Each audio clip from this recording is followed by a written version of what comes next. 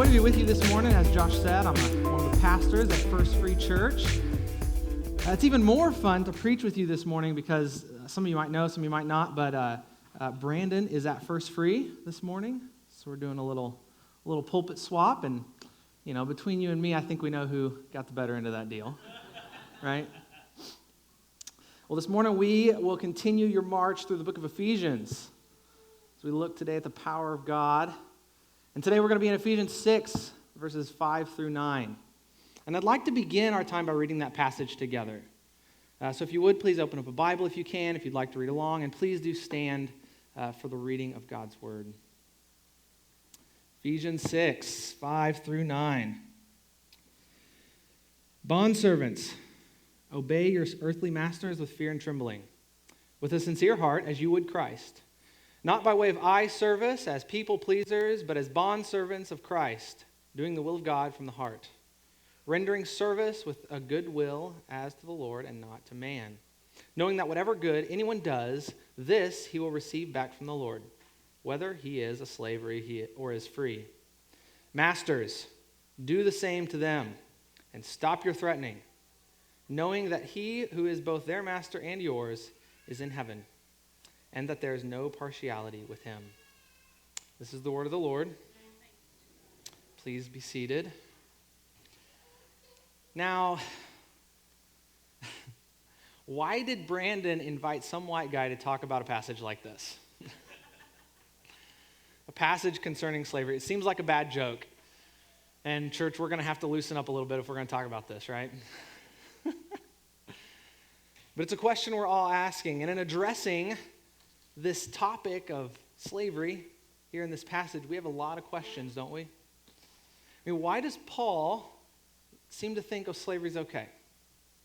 Why didn't he instruct them to abolish it? Why don't we hear him say, masters, don't own people, right? Why didn't Paul write that? And these are fair questions because, look, friends, during the time of slavery in America that we had here, American slave owners would read passages just like this. Slaves, obey your earthly masters. And you know what they'd say? They'd say, look, even Paul thinks it's okay to have slaves. They'd say, look, it's fine. You need to obey. God's telling you to. But we shouldn't be surprised that people have always used the Bible to their own ends. People have always focused on parts of passages and blinded themselves to others. People have always blinded themselves to the context of what's going on. Because the truth is, at the same time, much of the abolitionist movement was grounded in gospel truths. Antebellum South, they didn't want their slaves to read the Gospels. They didn't want them to read the New Testament because they might think that they're equal. And so this message, needless to say, we have a terrible history with slavery and Christianity in our context, in our history. And this cultural history causes problems when we approach a text like this because we import all of our baggage, all of our history, everything that has happened into a passage like this. But Bible commentators, every one of them, one of the first things they want to do is talk about the differences to help us understand the context of the people that Paul is talking to. And it would be good for us to take note of them as well. What this first century Mediterranean world looked like. So here are a few differences and distinctives that a scholar, Bart Key, identifies. First, he says, racial factors played no role in slavery back then. They played no role. In fact, and also education for slaves was encouraged. It actually increased their production. Many slaves carried out sensitive and highly responsible social functions. Slaves themselves could own property, including other slaves. Religious and cultural traditions were the same as those who were free. And here's the big one. Here's the kicker. Especially for the urban centers. The majority of urban and domestic slaves could legitimately anticipate being emancipated by the age of 30. In fact, the Roman emperor had to give an edict that you couldn't emancipate before 30 because so many were gaining their own freedom. So there's major differences. And while these primarily pertain to urban slavery within Ephesians, This is the context of Paul's writing. Now, there's a danger to saying there's a lot of differences, right? Because at the same time, we don't want to excuse their form of slavery as something that was okay. At the same time, Mediterranean, first century slavery was still slavery. They were considered the same as property, tools, and livestock. Some were brutalized and even assaulted. And though some were highly specialized, others were not. It was still inhumane. So it's not that it's okay. What Paul's talking about is okay.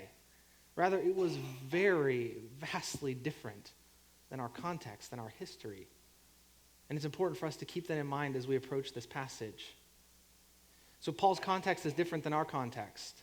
But also Paul's purpose is quite a bit different than we think, right? I mean, while this passage involves slavery, it's not about slavery, right? It's not like Paul, he's not like theorizing about slavery. He's not thinking like, what should we think about this institution? What do you think? That's not what Paul's doing. Rather, Paul is talking to common people about what they will do when they get out of bed tomorrow morning, Monday morning. His message is eminently practical. His words are meant to give instruction on how to live out the Christian life within this empire world, this empire-wide socio-cultural structure. He's giving a practical vision for living out your Christian faith tomorrow, come Monday morning. At the same time, while Paul isn't addressing the institution of slavery, his words dramatically subvert it. Dramatically. In fact, many writers have mentioned that the seeds of slavery's demise are planted in these 5 verses. The commands here, if followed, turn slavery on its head and lead to its demise.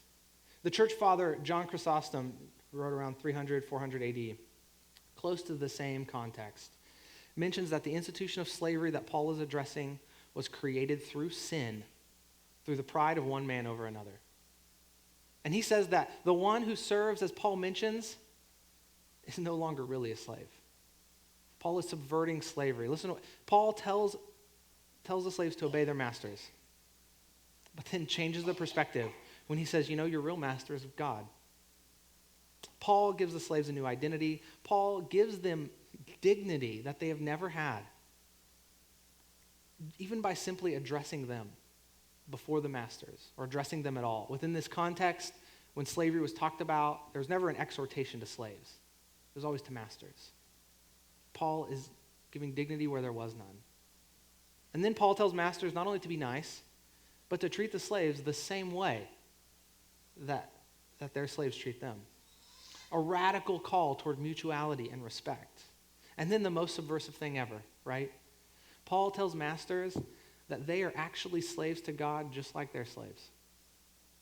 To a God who does not show favoritism. It doesn't matter who you are, you and your slave are equal before God. These words undo slavery from the inside out. But what's this matter to us? How can a discussion concerning slavery in the first century speak to us today? Well, it's incredibly important, primarily because it does address this topic. Of course, on the one hand, it should spur us on to confront modern-day forms of slavery across the world, should it not? To condemn them, to confront them. But it also speaks directly to each one of us. Maybe you can think about it. The places where we are answerable to someone over us. The places we manage others and their work. The place we spend nearly 1/3 of our lives. Paul's words impact your job, your vocation. Does that place ever feel like a location you're bound? Something you're subject to? Mark Roberts, in his commentary, wonders how these words of Paul might sound to us if he were writing to Western Christians today. He says it might sound a little bit like this. Employees, obey your earthly bosses with respect and fear and with sincerity of heart, just as you would obey Christ. Obey them not only to win their favor when their eye is on you, but as employees of Christ, doing the will of God from your heart. Work wholeheartedly, as if you were working for the Lord, not people, because you know that the Lord will reward each one for whatever good they do, whether they are employees or bosses. Bosses, treat your employees in the same way. Do not threaten them, since you know that he who is their boss and yours is in heaven, and there is no favoritism with him. A timely and essential word for us today. How does our faith and our vocation fit together? What do you think? Does your faith have anything to say to your work? Does your work have anything to do with your worship of God? Yes or no? Because here's the thing, friends, if you want to be fully formed followers of Jesus, then how you think about your faith and your job is essential. And so this morning we're gonna consider two simple truths and a host of implications. Right? It should be a relatively practical sermon, hopefully not boring. But because this is the point of Paul's passage. How shall we live come Monday morning? Tomorrow morning, the places God has you and puts you, what's it matter? What does this passage matter to that? The first simple truth is that your work matters to God. Yes, even each one of your work, even each one of your vocations. This isn't unique to me. I think I first heard it from Tim Keller, someone smarter, and then a lot of subsequent authors. And it's one of those statements, right, that you can sort of think, okay, yeah, makes sense. Shake your head, yeah. More likely you agree, right? But then Monday rolls around, and that's not really why you work, right? I mean, work is just something to get through, to endure, something to pay the bills, something to get you to the weekend or vacation. Because, right, everybody's working for the weekend. Everybody remember that? Amen, right? Well, I'm here to say that's not the proper biblical motivation for work. Rather, your work matters to God. Yes, even your work. And in the church, we don't always get this right, do we? I mean, I remember this moment in youth, when I was a youth, whatever. We'd get back from church camp. Maybe you guys have a similar experience. We'd get back from church camp. All the kids would come up front. And the pastor would say something like this, right? He'd go, we had a great time. God was moving amongst our kids. 3 students gave their lives to Jesus. And everybody would go, woo. And then he'd say this. He'd say, and even more than that, 2 kids gave their life to full-time vocational ministry. And the whole place is like, yeah. But listen, there's nothing wrong with that announcement. Nothing wrong at all. But as a student, I started to get this impression that the only work that really matters to God is full-time vocational ministry. That if you want to be sold out for Jesus, then you need to give your life to full-time vocational ministry. But that's wrong. And that's not to degrade pastoral ministry, I hope. It's my vocation. I think it's a good one. But it's not the only calling that matters to God. Your work matters to God. This is the motivation for your work. Look at verse 8. This is where we get to the basis. Paul says, knowing that whatever good anyone does, he will receive back from the Lord, whether he is a bondservant or he is free, right? Paul's outside of talking about free and slave at this point. And he does 2 things. First, he points to the work itself and he calls it good. He says, real wealth is not measured by the money that your work brings in, but by the good of the thing produced. Your work is not about compensation, rather your contribution. We're going to touch on that here in a second, but I want to get to the main piece, the main point of Paul's exhortation right here. The motivation for your work is that your work is recognized by God. Your work matters to God. Back in March, Forbes magazine claimed that recognition is the number one thing employees want from their manager. Maybe you disagree. Forbes magazine, what do they know? But the number one thing, and the number one thing that could inspire them to work harder is recognition. Here, Paul is saying that the Lord recognizes your work and will acknowledge it. It's pleasing to him because your work matters to God. Has your work ever felt pointless or thankless? You may have a job where your bosses are not supportive, your coworkers are not nice, the customers are impatient, the cash register rarely works, and the pay is even more depressing. Can you relate? You may think that no one really notices your work, but you have to know that your work matters to God. He sees it, he recognizes it, he knows. But why? Why?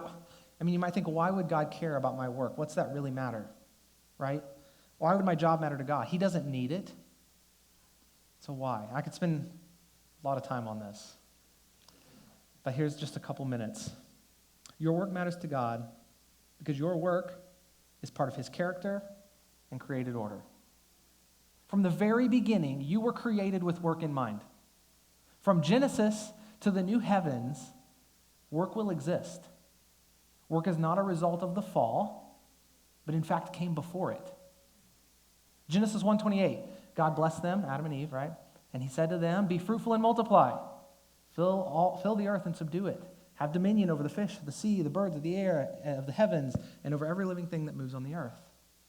Genesis 2:15, the Lord took the man and put him in the Garden of Eden to what? To work it and to keep it. Before the fall. It's called to be fruitful and multiply, right? The procreativity, right? We're all familiar with that. Make babies, be fruitful, all that good stuff. But it's not only procreativity, it's also productivity. And this word and theme is used throughout the Old Testament and the New Testament to talk about our work and vocation. Because it's a part of God's created order. I mean, think about this with me. When God creates a garden, the place of ultimate joy and bliss, it comes with work. I mean, you were created with work in mind. I mean, it seems to be that you can't quite have that joy and that bliss without getting your hands dirty, a little work. But it shouldn't be that strange, honestly. I mean, if we really think about it, it shouldn't be strange. It shouldn't be strange that we are called to imitate a God who creates, a God who works and rests, right? And we, his creatures, live out his character when we also work creatively and we work well. Now, of course, the fall brought along all the ills of work, the thorns and the thistles. Why is your work drudgery? Why sometimes do you just hate your work? Yes, even I hate my work sometimes. Because of the fall. Sin marred fall. It's marred work, sorry. But that's another sermon. Because according to God's original design, work was something God always cared about. So if this is true,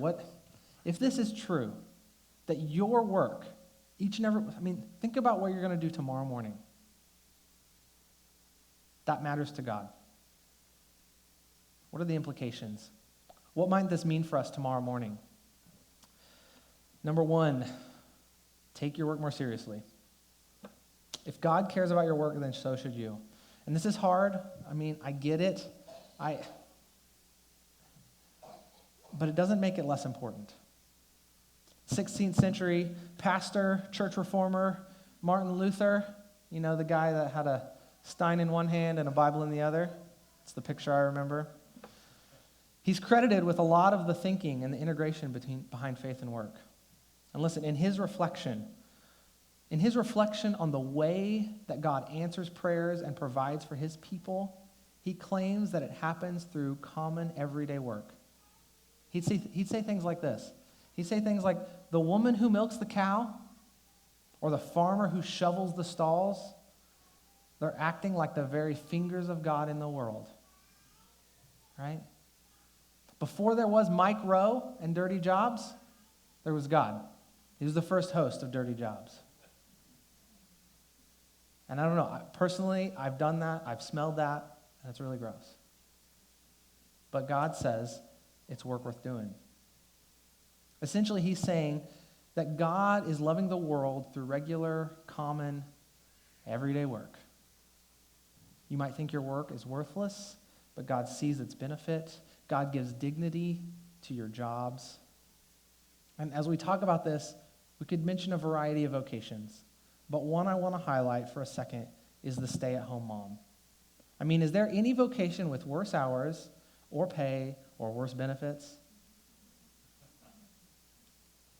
I want you to know that staying home to raise kids, whatever that looks like for your family, that is a vocation that is no less important, paid or unpaid.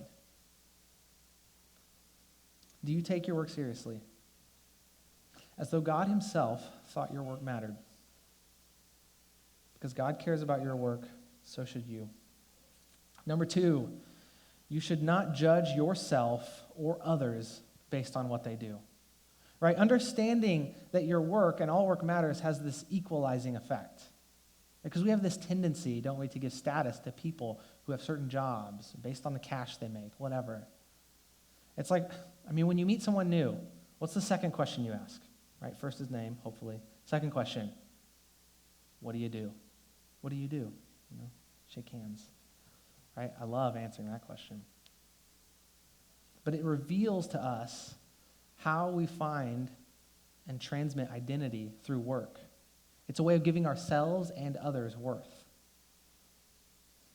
And then for those who have more vocational worth, we give better treatment or preference. When you've answered that question, do you qualify it or not qualify it? Are you like, I'm doing this now, but pretty soon I'm hoping to do this, I'm hoping to do this. I'm going to hear this transitionally, I'm going to do this. Because we have this feeling that's been just transmitted that our work says something about us. Here's the thing. We serve a God who shows no favoritism. To slave or free. It doesn't matter if you are a slave, if you're a boss or an employee. It doesn't matter if you're a waiter, an accountant, janitor, engineer, bank teller, whatever.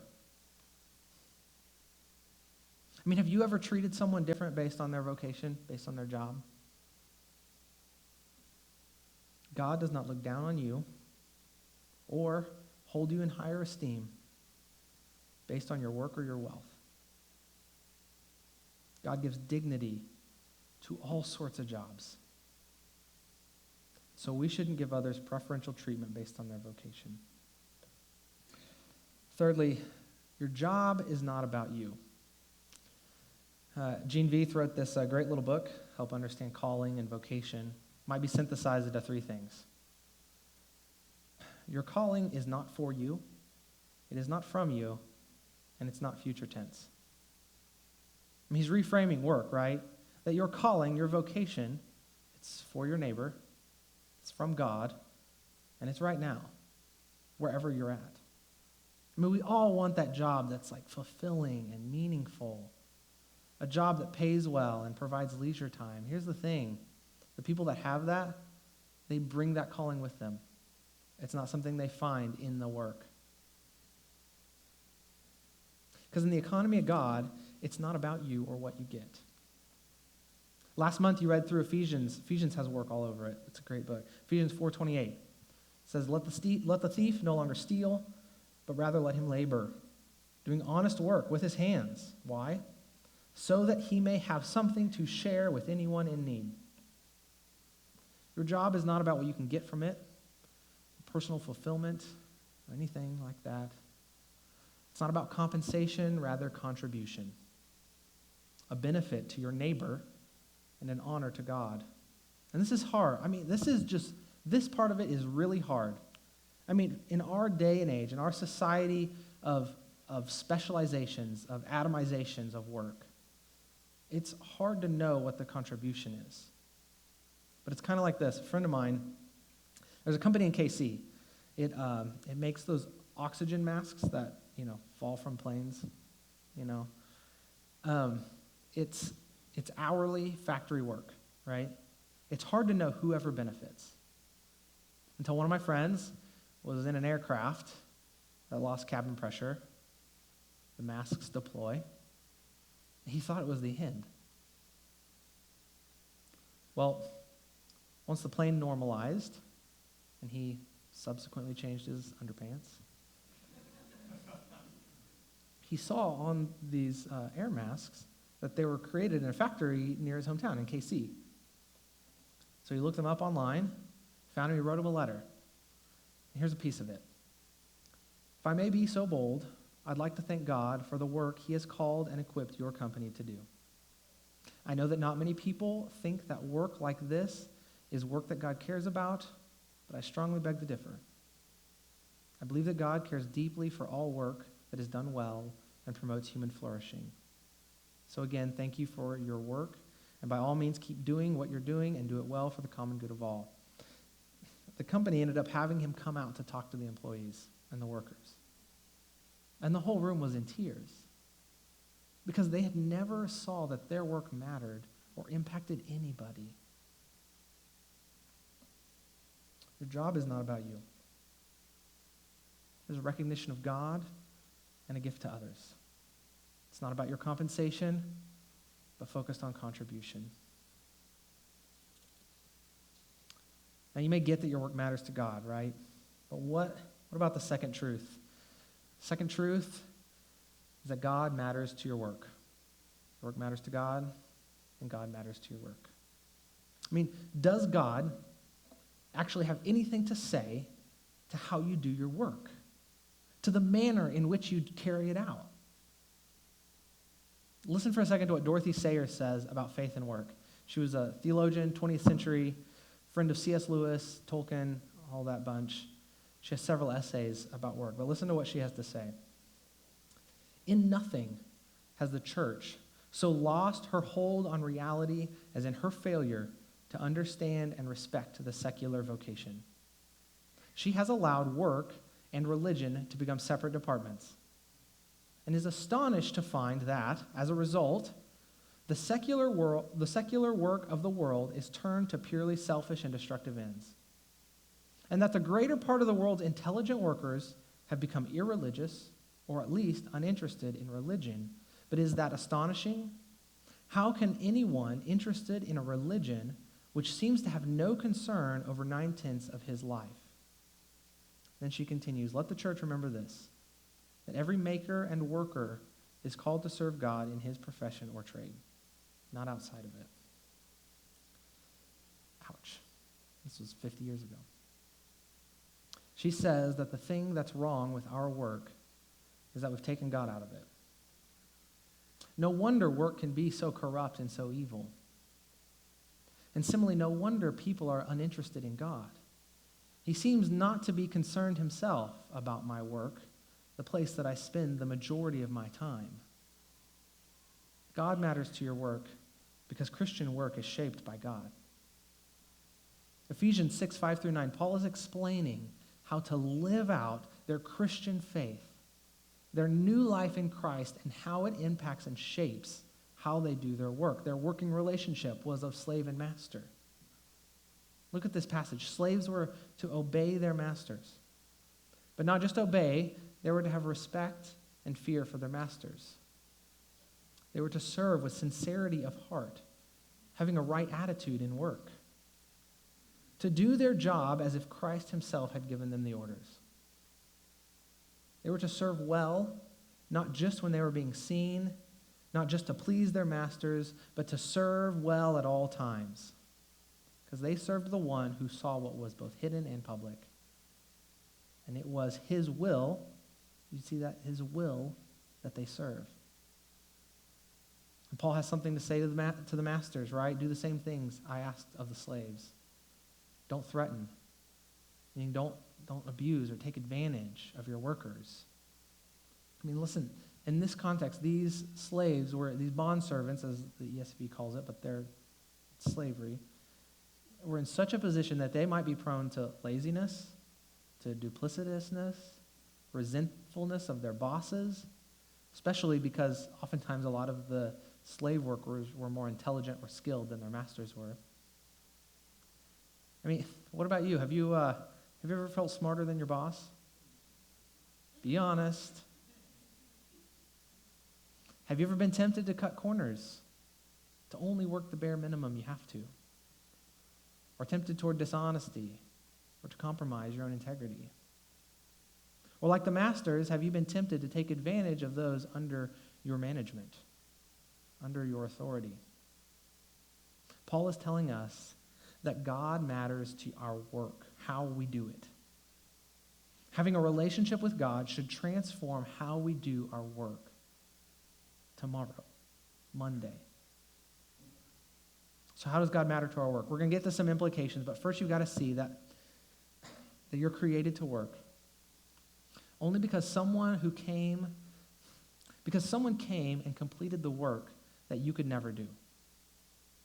I mean, this series has been about the power of God, has it not? The power of God to save you and to save me. When you focused on Ephesians 2, 1 through 9, to the core of this, the centerpiece. That while we were dead, Christ died to make us alive. And then Ephesians 2, 8 through 9, right? The key passage. For by grace you have been saved through faith. This is not of your own doing. It's a gift of God. Listen, not a result of works, so that no one may boast. Your salvation is not a result of works. This is the work that you could never complete. But then look what Paul says in the next verse, Ephesians 2:10, right after that. He says, for we are his workmanship, created in Christ Jesus for good works, which God prepared beforehand that we should walk in them. God saved you and he saved me, and he empowers us today through that salvation, through that work that we could never accomplish. He empowers us to do good work. And this means a lot of things, right? But at the very least, it means doing our job well. Jesus has saved you and me from hell. He saved from hell and damnation and saved us for life everlasting, yes, but also for good works, as Ephesians 2:10 says. Jesus gives you, without this, you just can't have the perspective. Work is meaningless. Work is meaningless without Jesus. Jesus gives you the power to have a new perspective on your work, to endure and to persevere when it seems worthless. Jesus gives dignity to your work as though it's something worthwhile.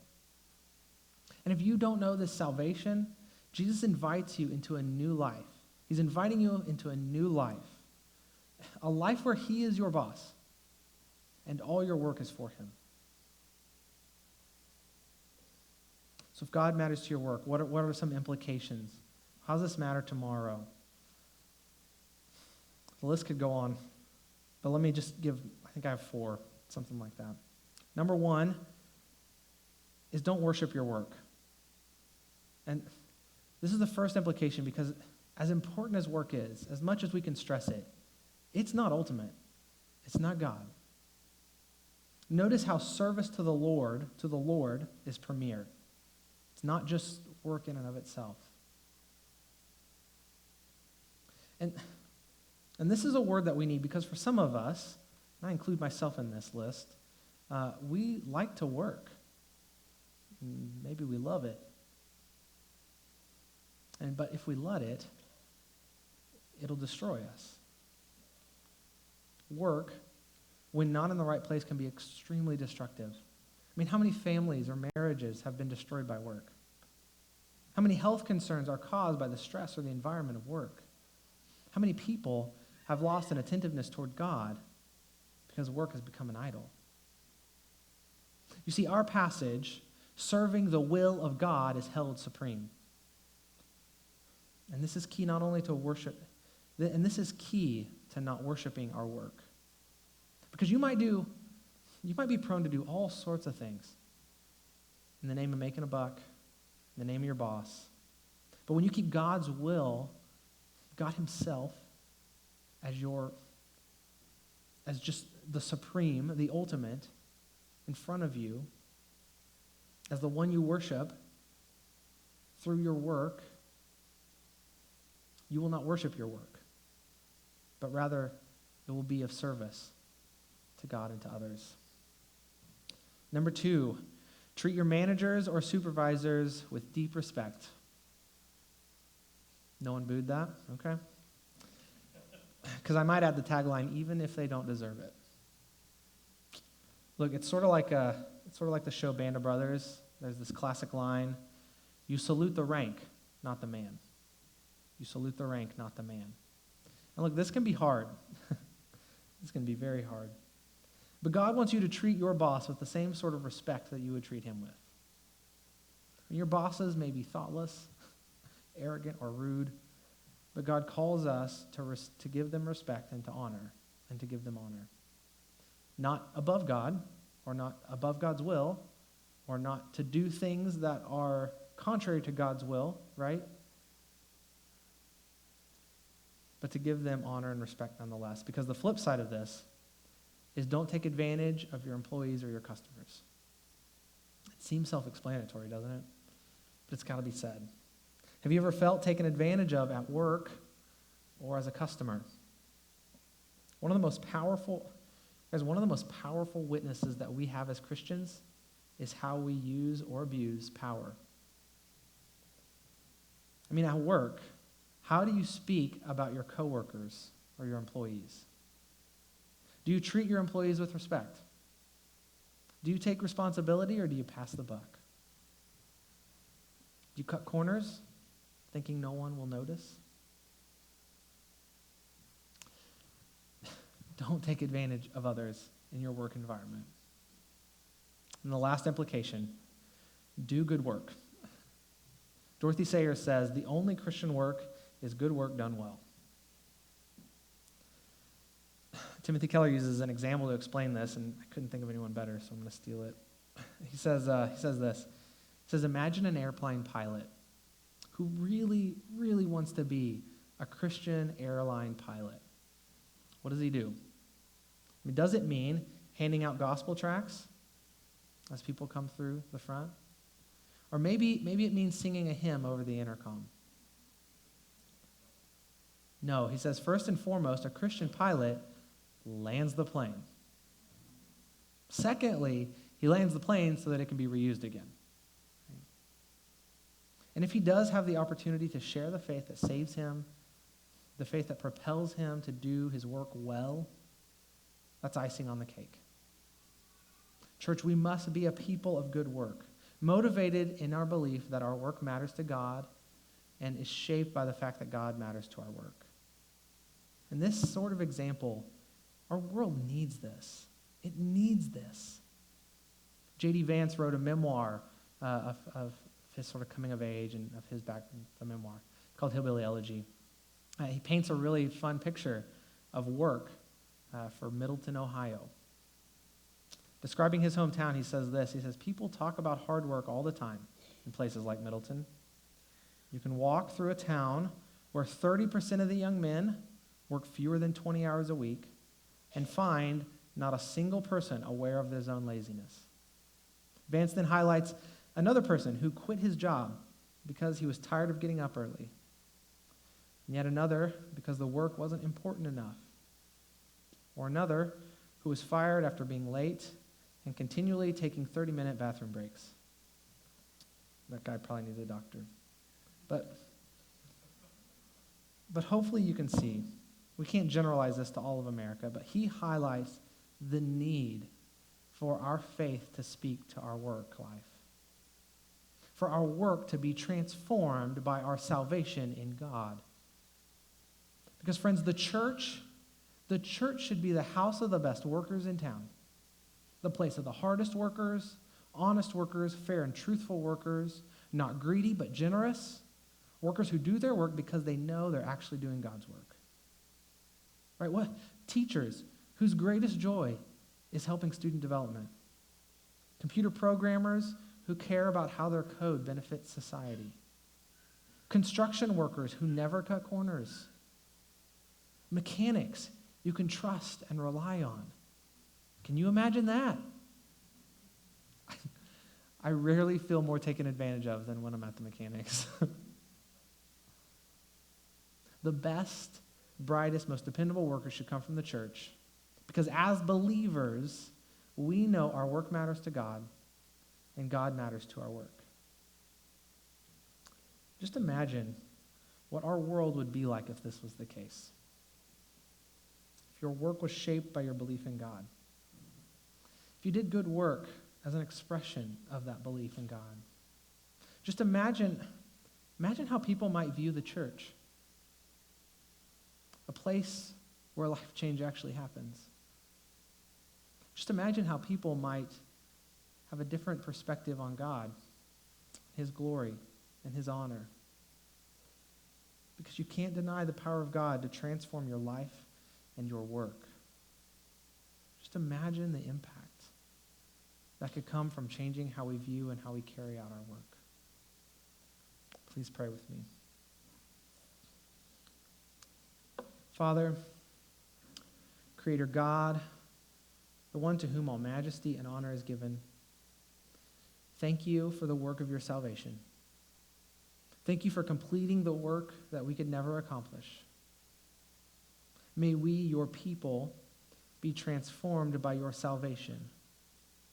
May our work, our vocations, have a new purpose through your eyes. Because without you, work is really kind of pointless. A pointless drudgery of no end. Father, help us bring our callings and our passions into the work that you have for us tomorrow morning. Come Monday, transform our work. May we be faithful stewards. May we honor your name this week in our jobs. It's in Christ's name. Amen.